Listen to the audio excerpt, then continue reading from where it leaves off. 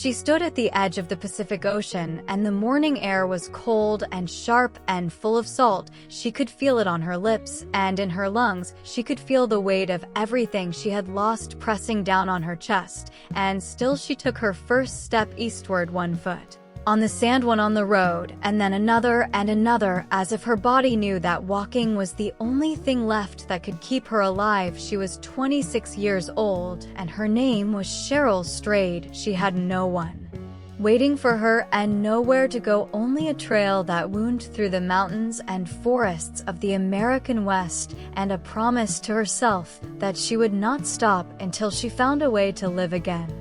The pack on her back was almost half her weight, and every step made her shoulders ache, but pain was the only language she could still understand. It was honest, it told the truth in a world that had lied to her and taken everything from her: her mother, her marriage, her sense of self. She had lost it all to death and to mistakes she could never undo. She had been reckless and desperate, and when her mother died, the ground beneath her life simply disappeared. So she walked because there was nothing else left to do.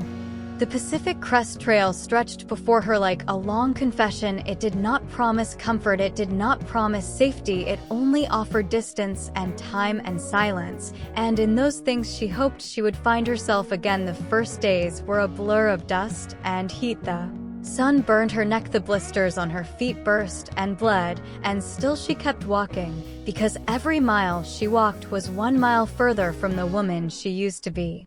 She met strangers along the way, men and women who carried their own burdens, their own invisible stories. Some walked for love, some for loss, some for reasons they could not even name. They shared water and food and laughter around small fires, and in those brief moments she remembered that kindness still existed in the world. The trail was cruel, but there were moments of danger, times when the path disappeared under snow, or when she ran out of water, or when she sensed eyes watching her from the dark of the woods.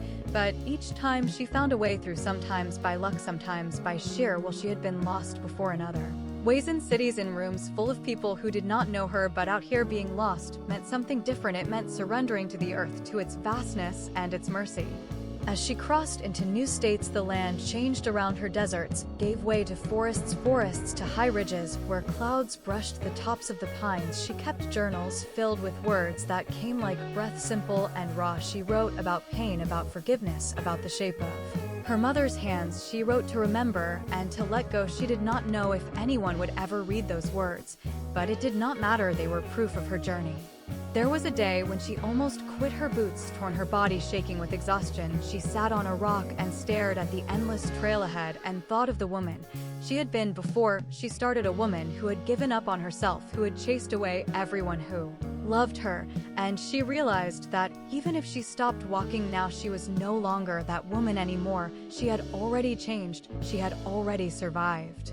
So she stood up and kept going. She crossed rivers, she climbed passes, she walked through rain that soaked her clothes and into sunshine that dried her tears. And when she reached the bridge that marked the end of her journey, she stood there for a long time, unable to move, because she understood that the end was not really an end at all. It was only another beginning. The person who had started this walk was gone, and in her place stood someone new, someone brave and strong and unafraid to be alone.